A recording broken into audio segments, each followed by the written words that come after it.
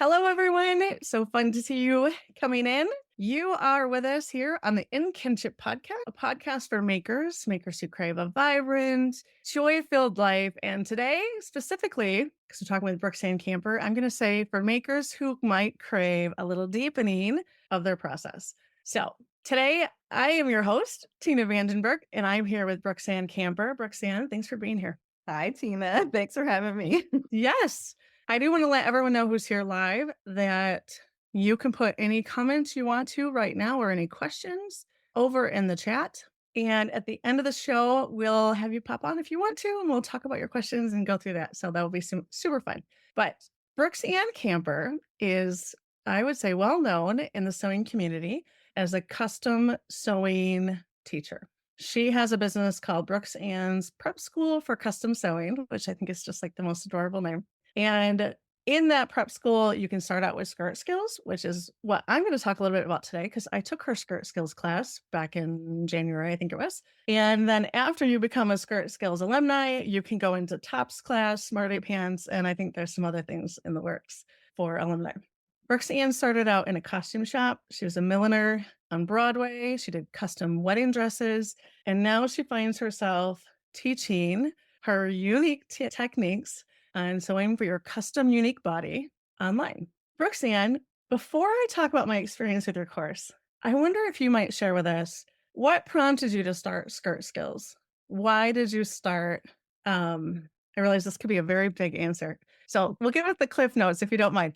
Why did you start teaching online? Why did you go from somebody who was making custom couturier, bridal is probably the wrong use of that word, but bridal dresses into sewing and teaching online? Okay, yeah, let's go back. So 10 years ago, this fall is the anniversary of Skirt Skills. So this story will start in 2014. So I had a day job as a woodworker, and at night I was doing custom wedding dresses out of my house. The wedding dresses were a side hustle, and I had been at the woodworking job for 9 years while with the wedding dresses on the side. But the day job crashed and burned one day. Like, basically, we went to a staff meeting and everybody walked out of the staff meeting handing in their 2 weeks notice. And my husband was on vacation. And so I quit my job while my husband was out of town. And so I knew I needed to come up with a new idea for employment before he got home. And at that point in my trajectory, I had already had a huge academic and professional career in costuming that I had left because I had reached a pinnacle and it was too hustle bustle for my sort of temperament. And so while making the wedding dresses, I had started a blog where I was showing how I make wedding dresses, and it was just me. It was at the time I had previously learned sewing from professionals. And so I was always like part of a team and or a class. Like I had a professor grading my work. But when I was in my studio making the wedding dresses, it was just me. And I'm just making this thing for this one person. So it was just this very small relationship. So we can do whatever we want.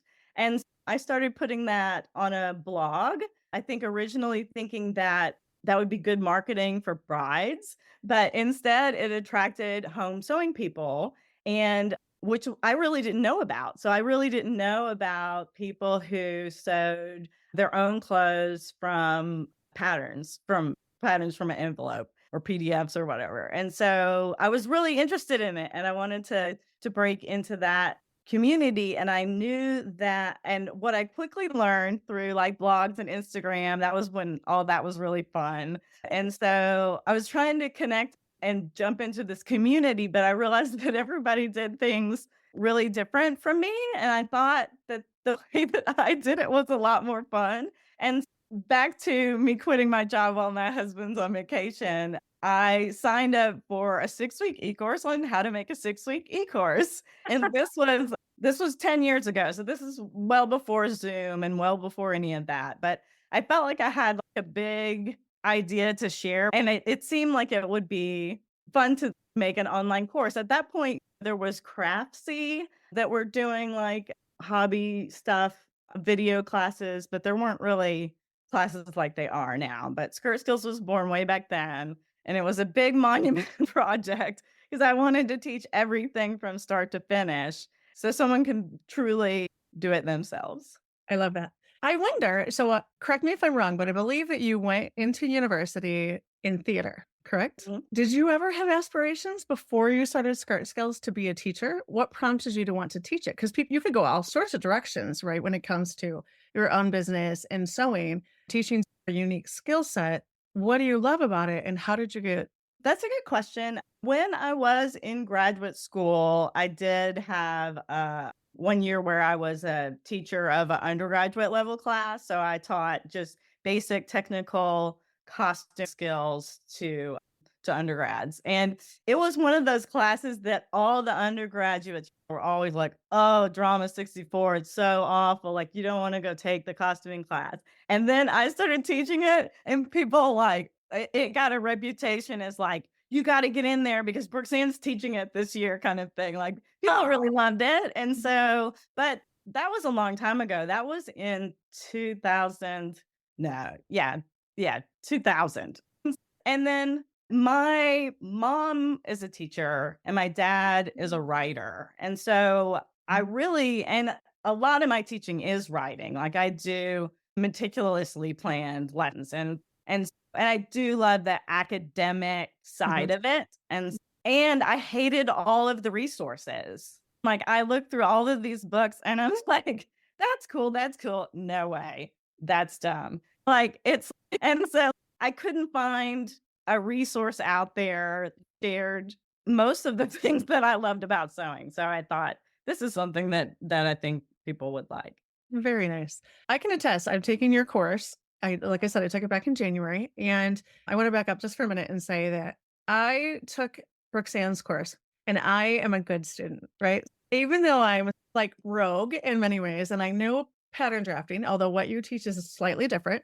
Not even slightly, it is different. You've got different techniques that you bring to it, but I have drafted patterns from years ago, but I took your course and I'm like, "I'm gonna be a beginner," and I took it purposely to be a beginner. And as a good student, I'm like, I'm going to do every single module. I'm going to do all the homework because that's what I do when I dive into something. That's just my personality.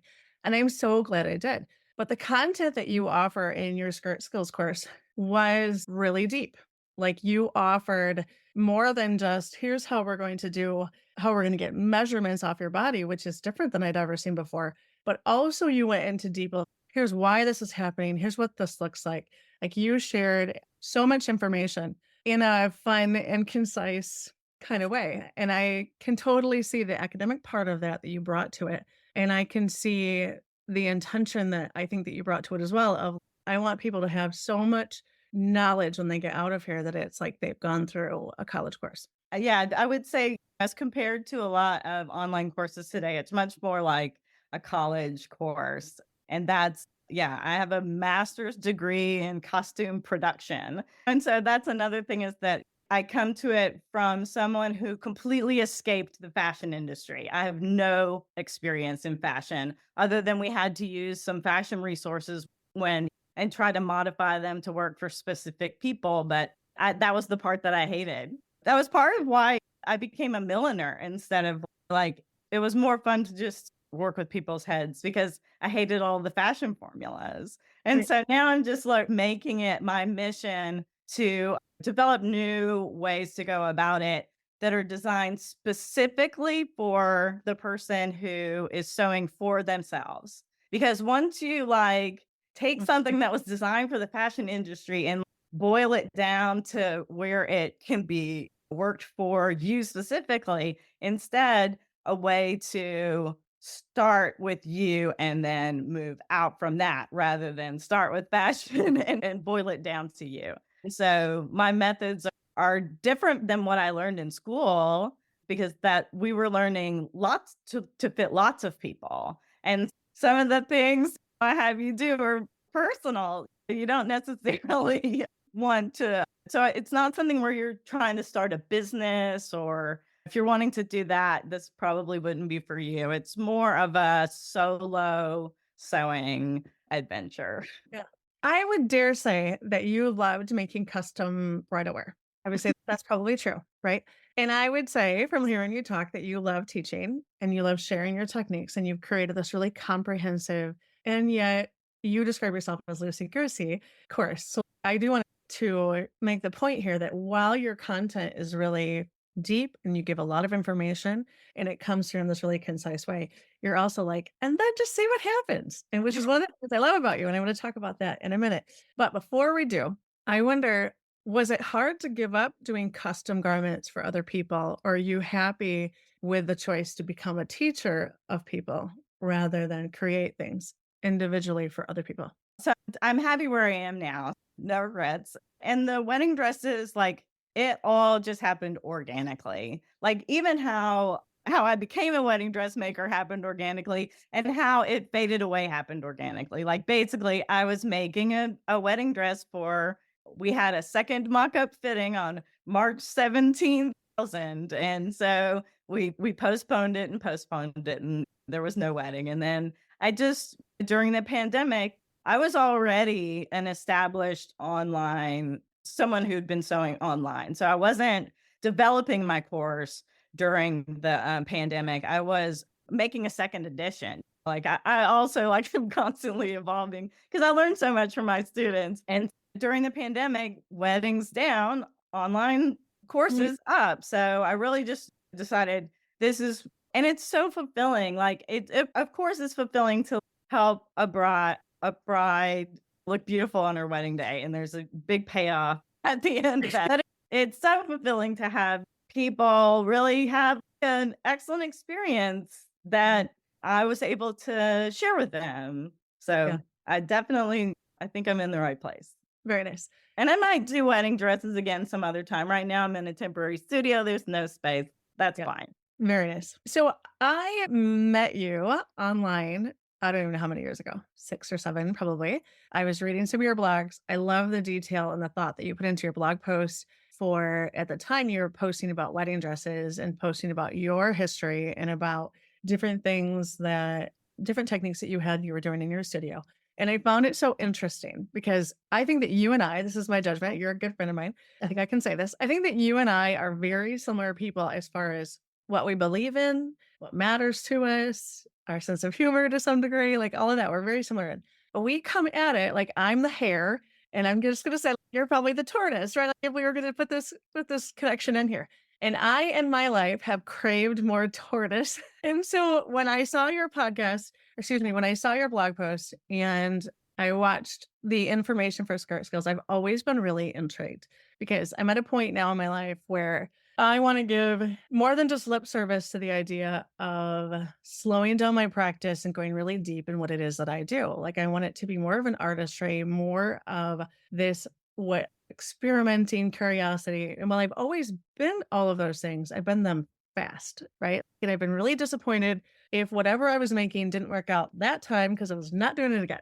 I only have this much time. I can't do anything outside of that. I'm being a little harsh on myself here. I'm not quite that bad. But I definitely have operated under the idea that I've got some kind of a time dearth, that I don't have enough time to do the things I want to do. And so you have always been really appealing to me because like I said, we connect really well in so many different ways. And also you have this way of going about it that's so different than mine. And I wanted to experience that. And so last January, when I was in your course, that's exactly what happened. And I was so excited for that. There were so many ways in which, again, I was a good student, and I want to just recommend to anyone if you're going to take a course, if you're going to take a workshop with anyone for anything, because obviously this podcast is not just for sewists, but go in it with that beginner mindset because you just never know what you're going to pick up. If you go into it and you're like, I already know 75% of this, I'm just going to flip through the stuff that I already know and get to the things I think I don't know. Like you may pick up things you didn't have any idea that were different than yours or that could augment what you're currently doing. So that's my little cheer or my little advice, I guess. If you're going to take anything, you're going to spend the time, which I highly recommend you do. I mean, even the experts in like places that I admire, they take courses in the kind of things that they're doing always to continue to be inspired, to continue to connect with people in the community, all of that. Anyway, that's my side note. Go at it with beginner mentality and see what you can pick up. So again, I was a really good student. I did all the modules. I have You know what? I do have a confession though. I have not finished my final skirt and it will happen. Life has been a little crazy, but I just was looking over my notes and I'm going to do some blog posts about my notes from your course because it's been really fun. And it will happen as soon as I have some time. That's the thing is skirt skills is not really about the skirt. Like, people think that it is about getting a skirt at the end, and Right. it's not because, like, you haven't finished your skirt. It wasn't about Mhm. finishing the skirt.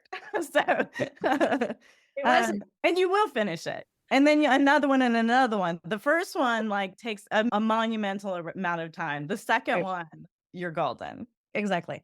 But what I did pick up and what I wanted to pick up was this idea of being curious and experimenting. So one of the things I love that you do and that you talk about is like taking your fabric and using your having enough fabric. And we talked about this in other places, but having enough fabric to actually sample out the kind of techniques you want to do. So try out gathering with this fabric and tucking it into a yoke and a little piece. Like all these ways in which you can actually be the scientist, be the experimenter, be the artist, whatever you want to say, and try things out instead of just like rushing right to the finish line. And I also really embraced in your course the idea of not having so much pressure on what I'm making. And that could be the painting that you're painting, that could be the food that you're baking, it could be anything, but enjoying the process of it, being curious, not always knowing what all of my steps are going to be along the way, but knowing that I may not end up with something that I want. And then that's okay. It's the actual process of it. And again, that Or it took me. might be better. Yes, absolutely, absolutely. And it likely is gonna be better, but letting go of that, like, this finished product must be something, so I'm not gonna really experiment because I don't want it to not work out. So, like, embracing that idea that which again for me was breaking my kind of connection to time. I don't have time to do it differently than this. And so I wanna say I really appreciate that about your course. Yeah, yeah. As you were describing yourself as the hare, I was saying like, yes, I am the opposite of that, and I love turtles out here in the but yeah, one of the things I love so I guess part of the thing that is different about my sewing process is that it allows for revision and experimentation at every step rather than you start at finishing and then see if it worked or not. And so sewing is full of reversible, adjustable processes, and that's, like, the best part about it is, like, the expectation is always low going in because all you have to do is get a rough start and Mm, then fix that a little bit, learn a little more, and so it unfolds. Life doesn't hand you an envelope and a set of instructions. There's so many variables that you can consider because you're one person making one thing for yourself. So you right. can be in total control. There's no real reason to go so far outside to get back into you. I love that. And I think that can relate to so many things, right? Like I said, if you're baking or you're painting a picture, there's something about that mindfulness that comes in with, I'm just taking this one step at a time and we're going to see where we go. And I'm going to be able to pivot and I'm going to be able to shift. And yes, probably more often than not, it's way better than it could have been if you just had a straight line that you were following. I'm just going to get to that spot because you can shift if you're like, this actually doesn't, it's a little tight right here. I want to shift that. And I But think if you learn things like the long way first, then you can always then shortcut to the hair. But if you always learn the shortcut or you always start with the shortcut and you actually don't even know what the long way is, then you yeah, can't make that decision for yourself. So, like, people can take my course and not take a million years to make a garment. Like, you can apply it to speedier methods, but it's just gives you the background of what you are shortcutting so yeah. that you can decide whether or not to take the risk or not. Or if maybe I'll take a step back and do a little sample on the side. I'm not sure how this zipper is going to work in this rayon. Put it in, you can take it out. Put on something besides the garment inside. You can be a scientist. It's an experimentation, and then those are the things that, like, the designer never could have known. Like, the Mm, designer of the pattern has never met doesn't know your personal preferences, doesn't know your shape, doesn't know your exact fabric, but you do know all of those things. Those are things that you can always try to be more mindful of, even if you are following a commercial pattern, just knowing that The designer didn't know, had to make some assumptions about those things for you, but you can get more specific and play around with those things. And really, it is a whole lot about listening to fabric and like Mhm. letting the materials tell you what they want to be. Yeah, yeah, that's slowing down. I just was walking through my property earlier this morning, and those of you who have been listening for a while know that I just bought 2 acres, and maybe a month ago, I planted some apple trees, raspberries, gooseberries, strawberries, like all the fruit apparently, and I'm now battling the deer a little bit, so let's not talk about that. But I was walking around, and there are 2 little peaches on my peach tree,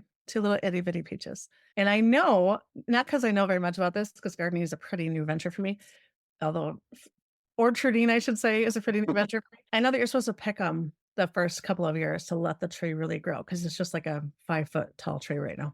And old Tina would have been like, "I'm just gonna let it grow. It just wants to grow. It's here. It wants to be here. It wants to grow. I can't pluck it off. I can't do it." And then new Tina's like, "It's okay. I'm gonna pick this peach, and then I'm gonna get so many more peaches down the road, right? Like, I'm gonna delay this, and it's gonna be a healthier plant because I delayed it." I don't know if you're seeing the connection here, but I certainly do. But I love that idea, and I'm definitely embracing it more and more in my own life of just taking the process for what it is. Like, I'm probably gonna pick all the flowers off my strawberry plants because I just planted them, and I also got advice that I should do that so that they'll become a healthier plant because 'cause they're just have been recently planted. And I'm like, "That's okay. That sounds good." Yeah, and save that hectic energy stuff for work. You do need to be speedy sometimes, but not necessarily like in your hobby or in your gardening. Those are times where you can say, I'm gonna step back from like Mhm. the rush a day world or whatever. And then you can still be fast if you want, but it does take practice to get slow though. Does, and so I appreciate that very much. In your story, I'm gonna shift gears here just for a minute. In your story, I know because I've had you on the podcast before. If anyone wants to hear that, I think it was episode 9, I believe. I'll put that in the show notes, so if you wanna check it out. I know that there are several opportunities, and I would guess a part of this I might have answered this, I'm not gonna say anywhere. I'm gonna finish my sentence, I'm not gonna finish that one. I know that in your story, there have been opportunities, and you don't have to go into them, but I know there have been opportunities fallen into your lap and you have either known to follow one or been like, nope, that one's not for me. And I'm going to shift this way. And you know that on the podcast, I love to explore the idea of living a vibrant life. I love to explore the idea of following your intuition because I think that's really a key. Knowing yourself really well and following your intuition, but yet not letting fear rule as well is a topic I love to talk about. So I wonder if you might share if you have any thoughts on when to pursue an opportunity and when you know when to shut the door on an opportunity.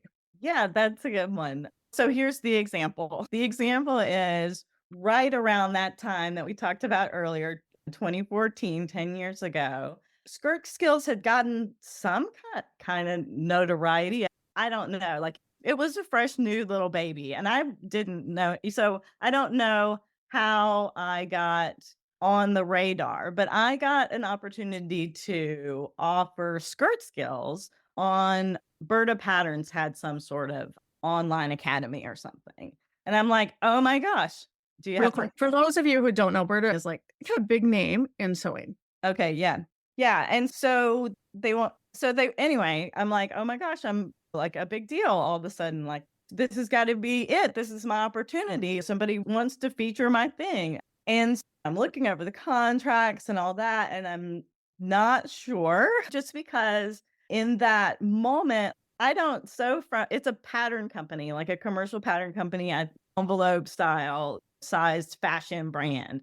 And that's the opposite of what I'm teaching, but they would and so I went back and forth with the staff, and I would ask my questions, and they would always come back with some sort of soothing answer to make me feel better about taking advantage of this opportunity. But I did have some unease about it, but still feeling this is just I'm just nervous that I'm going to be so famous or whatever. I don't know.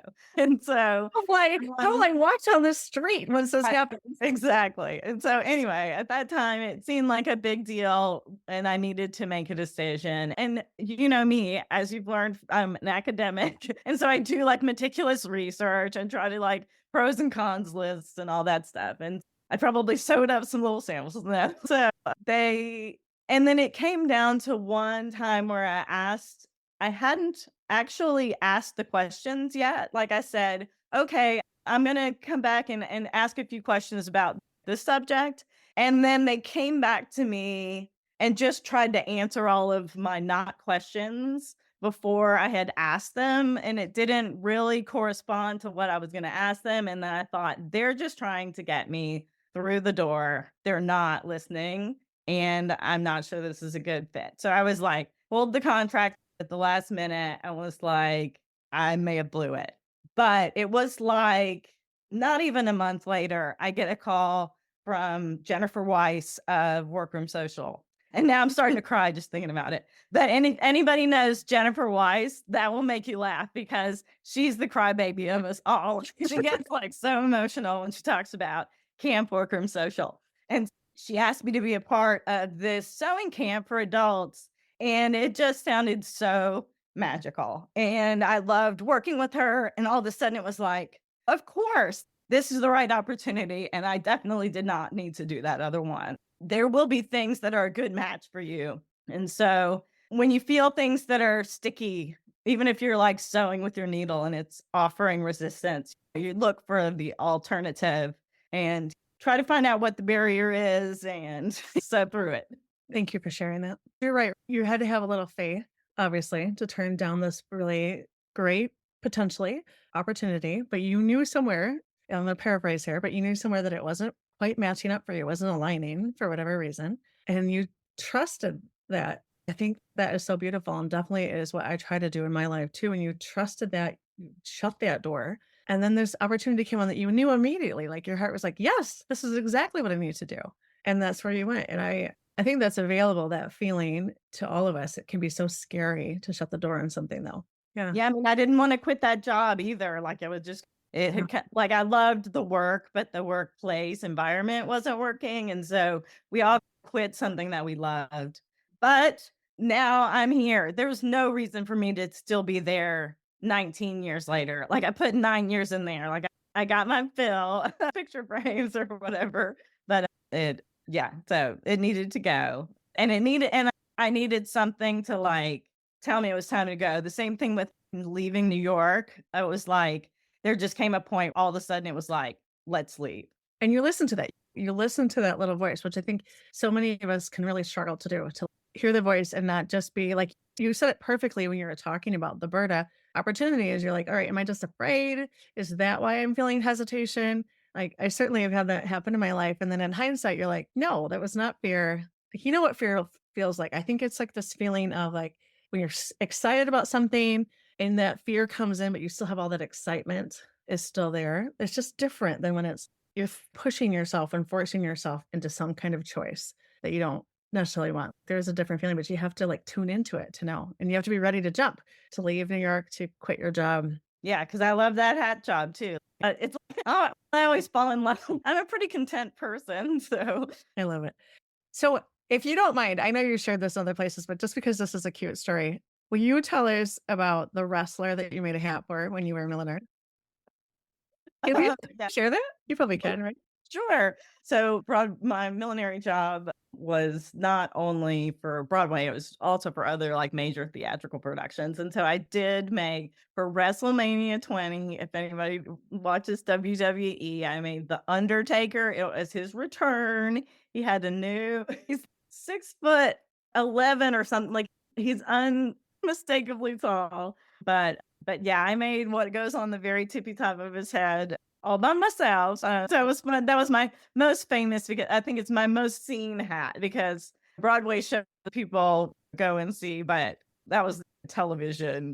Hey, it was wrestling for crying out loud. Yeah, that was fun. I got free tickets to WrestleMania for making it sad, and I Did you go? I did. Yeah, Madison Square Garden. Was it amazing? Was it awesome? It was really just weird. me and Giuseppe Spallettini, who was the fancy he was our shopper, he was a good friend, and so we went and it's like, when you're there in the I think it's way more fun to watch it on TV than it would be to be there, because when you're there we were so far away, and then it wasn't even loud, like, we couldn't even hear what was going on, like, it was really boring. I thought it was gonna be more fun than it was, because a lot of my friends like that wrestling stuff, and so I know some of the characters, Right, but right. I don't follow it or anything, but I thought it was gonna be more fun than it was. I have to tell you, I have to look up The Undertaker now because I find wrestling to be tragically boring as well. I'm sorry for anybody listening who's, "What are you talking about?" But that would probably be my experience as well, but I love it that The Undertaker paid for a custom-made Well, head ornament. Like, I love him it. himself, the entertainment company, but they have very Right. specific outfits, and that's the thing about costuming, you make something that conveys his presence, and so this was less of the traditional Undertaker style, and it had this more cowboy flair to it for that year. I think he's now I don't know, he's probably not wrestling now, that was a long time ago, but anyway, he was a big bad dude. I love that. Thank you for sharing that. So you went into let's back up just for a minute. You went into you've been a theater person. I don't there's probably a technical name for that, but you've been a theater person. And before you costume, you actually were did you perform? And then you've also been a woodworker. So what is it about Brooks Ann that is attracted to both theater and woodworking and custom sewing? What do you think that hits for you? The making part, like, I don't do so much acting or anything. I hadn't even been to a play in decades, but back in the day, it started with acting, and I guess that's what got me to the costume shop and set construction. That was where I got into woodworking too, was I was more interested in the sets and being on stage. But I like, at the end of it, like, I was done with being on stage, and I really got into the making parts. And so the woodworking, all I guess it all started in theater, the sewing and the woodworking. They just moved into couture wedding dresses and fancy gold gilded picture frames. So I just leveled up as much as I could. You know what I find intriguing as somebody who's listening to this is the way that you approach sewing and what I think that how you approach your framing is all setting the stage for what you want to be presented, right? So it makes sense. Yes, that's what I loved about so the woodworking job, I don't know if we got into it, but the woodworking job is what I would do is I would make museum quality picture frames. It was one of these it was another job where I'm making the whole thing from start to finish. Like, I get the order card, I go stick of raw wood, I cut it, I biscuit joint it, I glue it, I gesso it, I sand it, I make my own gesso, I make my own clays, I brush clay on it, I water gild it, Tina's, like, the whole thing, and then wax and dust, and then I build the shipping crate and I put it outside, and it was a whole fun and each thing was designed for a specific piece of art. So that's the same thing sort of that was attractive about the wedding dresses is, like, this dress's job isn't the showpiece. The showpiece is the person. And so, I saw the dresses as, like, the frame. We're giving it its best, look. And that's how I see clothes too. And also from the theater perspective, that you're presenting the character that you wanna be for the day or whatever, or something that truly represents who you are. I like the very specific personal aspect of clothing. I have almost 0 interest in fantasy when like a fashion line or whatever. So I've never been in theater. I've never performed in anything. Like I did some charades once, I think maybe. Never done that. But I also think of clothing as something that supports who you want to be, who you are on the inside and who you want to be presented out to the world. And I think that's beautiful. It's so fun that you came at that from that direction and that I have that same thought, but like I come at it from my life experience to get Yeah, here, the life experience that comes at it from there. What a clothes beautiful are support.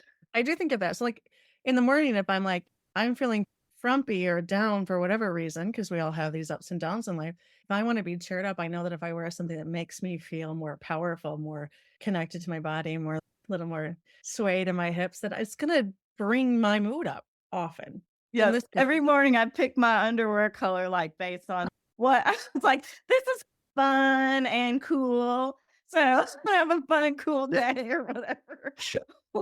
Or I need it to be really cool, like, really chill, or really warm. I love that. I don't choose my underwear that way, I but guess that's, like, my morning intention. That's I do very minimally woo things, but I do pick, "This is the color of love, and I'm gonna be doing." I think I've got lovey pink ones on today because I was gonna do this interview and I want people to like me.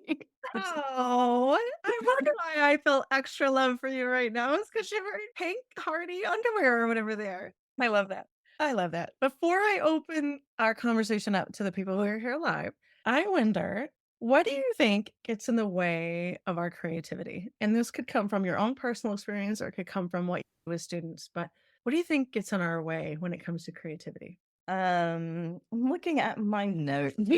Um, because there's so many things, right? Like, how do you do I think one thing is getting too far ahead of yourself. Like, I do a lot of prep, like, an insane amount of prep, some people say, but I don't do a lot of planning. Like, I don't necessarily start with the end. Start with the rough start and let things evolve and making things really personal rather than, I don't know, trying to to figure out other things I like that. and do whatever you want. It's all about, especially in your hobby or whatever, make it work. Yeah. Trust yourself, maybe. Yeah. Roxanne, thank you so much. This has been such a lovely conversation. I do want to say your skirt skills class, your next cohort is you can enroll beginning June 8th. Is that accurate? Yeah, June 8th, it will open for enrollment, and then class starts June 19th. And then there's another session that will start in August if you missed the June one. Very nice. But then that's it for 2024. Okay. So you can go to brooksann.com, BROOKSANN.com, if you want to check out any of the stuff we talked about. She's got an ebook, she's got those blog posts we talked about. She's got skirt skills as a course, but she also has, once you become an alumni, you've got the tops class and the smarty pants and some other things in the works. So you can join her love letter as well. Do you want to hear from her in a semi regular? Is it weekly? No, my love letters, like, my newsletter is good. I think you guys should all get on my newsletter. That's where I talk. I'm not big on social media or any of that stuff anymore. I have fun scrolling around and I'll show up every once in a while, but I don't want to make reels. Like, this is not my interest. Or and like I said, like, my classes, my whole philosophy is like taking things one step at a time and taking your time. And so sharing little things out of context or whatever is just not really how I go about it. But my newsletter, I feel like it's a smaller group of people. I feel really comfortable talking with just you guys. If you're interested in just chatting like this, but it's really just me writing, get on my newsletter list, and it comes out about twice a month unless I'm about to open a class, and then you'll get emails about that too, and maybe discounts or who knows. And I want to reiterate, we didn't talk in depth about my experience, although I will do some blog posts about that here in the summer sometime. But definitely my takeaways from being in Brook Ann's Skirt Skills class was a deepening of my artistry, sort of permission, if you will, to take more experimental choices, to be more curious with what I'm doing. I definitely would consider myself, like I said, I'm a student, I'm a planner, I'm all of those things, as well as being a teacher. But this brought new information to me and ways of embracing things, like embracing slowing down the process, trying out maybe sewing it down by hand rather than using the machine, or use the machine rather than do this or that. Like, just gave me those kind of new ways of looking at things. So if you have any interest, I think you should really join the class because it was so much fun. And I got just the deepening that I was looking for in that course. It was fun to have you in class too. You were a good student. Yeah, I know. All right. Does anyone here with us today live want to come on and talk with Roxanne? Do you want to put a question in the chat? If you don't want to come on, you want me to just read it? We would love to talk with you because there's just like, so much fun being able to be in conversation. If you'd like to do that, either raise your hand and I'll pop you in or put something in the chat. Roxanne, while we're waiting for anyone to think of their question they might have for you, what are you working on right now? What am I working on right now? I just finished a pair of jeans but I'm still in the trial period because you never know, like denim always changes as you wear it. So you really don't know what the happy medium between because I do laundry once a week. We don't have a washer dryer here. We drive to town and go to the laundromat. So I'm learning that the waist is perfect, and I think I'm gonna take in the sides a little bit more. So there's still a work in progress, but and then I'm working on some courses, but I don't wanna get into that too much. So doing some experiments, mad scientist experiments that are going pretty well. It was a rocky start, but my mad scientist experiments are starting to pay off. So I'm gonna be making a mock-up as soon as we get off of this call. Oh, Get yay. back into it. That is super fun. That's a really fun process. I've been working on them in my head for a long time, but I have a custom job that I'm doing. I have a gentleman that I know in my life, and he loves to wear bib overalls because they're super comfortable and he can not have to worry about fiddly blah, as we all worry about those kind of things. And so he wants a pair of bib overalls that are like made of pinstripe wool, like 1920s kind of feeling to wear to weddings and to wear to fancy events and things like that. So he gave me an old pair and I've cut them apart and I'm creating a pattern from them. And I don't know, it feels so fun. It feels so Yeah, fun to I like, love this. I want that. I want some. I think that sounds cool. I love wearing overalls too, but I gotta make my husband a pair of overalls before I make myself some. So there's a cue because as we learned, I'm slow. all right. So it doesn't look like anyone has any questions per se, because the conversation was so dynamic and good. But does anybody want to share what you're working on? Share with us. We would love to hear. I just wanted to go grab it because Tina, you'll be so proud of me. I actually sewed something. I made this T-shirt. I am so proud of you. Yeah, I even did oh, it's blurry, but I learned how to use a double needle. I took a class, like a kind of a sew along class from a lady out of Australia, and I made a T-shirt to go with my pants, which I also found the fabric for the other day that we cut, but I never actually sewed. So that's next on my list. Oh, yeah. Yeah. Thank you for sharing that. Yeah, it was really nice to see you all. Yeah. They're fun. Hopefully, I'll be able to join in every week or at least follow along. I love having you here. Thanks for being here. Yeah. Well, Jen says she finished a cashmere shirt in a plaid cotton that she started at Wardrobe Week, and that's with Jennifer Weiss, right? And Claire says I'm making an upcycled top. Very fun. I do have one more question, Brooksand, before we let you go here. What else do you make? What are hobbies? Do you have any other hobbies? Do you have anything else that you like to do for fun? I don't have time. So I like hiking. I like watching TV. I guess when sewing has never been my hobby. So it's starting to be that I'm making clothes for myself, but I learned in a professional setting. I've never sewn from a commercial pattern or anything like that. So it was, and I was always sewing for others. And then I was teaching people to sew for themselves. And so if I'm in a class and I'm making clothes for myself, then I get to have some clothes but it's infrequent that because I am making so much during my day, it seems more like I should be doing it during work hours or if I'm back in here after work hours. It's hiking is what I do instead, other things.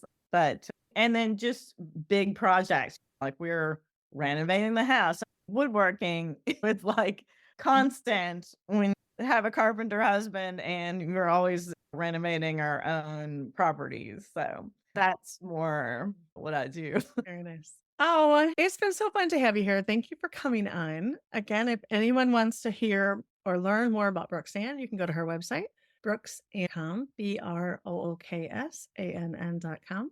And I want to thank all of you for being here live. It's been so much fun. We'll see you again next Thursday.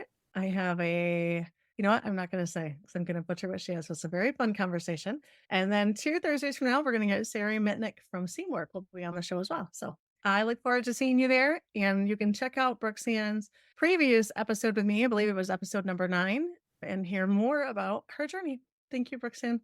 Thank you for having me, Tina. This was fun. It was, bye, everybody. All right. Have a good day.